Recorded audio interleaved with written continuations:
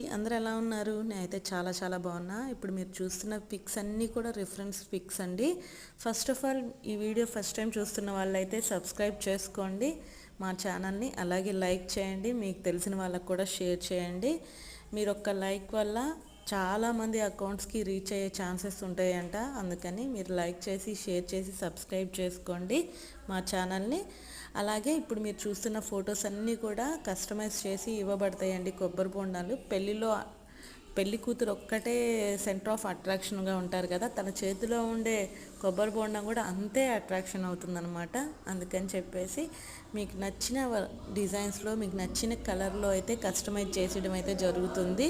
మన దగ్గర ఇప్పుడు చూసిన పిక్స్ అన్నీ కూడా మీకు అవైలబుల్లోనే ఉంటాయి, లేదా మీరు చూపించిన రిఫరెన్స్ పిక్స్ కూడా మేము డిజైన్ చేసేయడం అయితే జరుగుతుంది.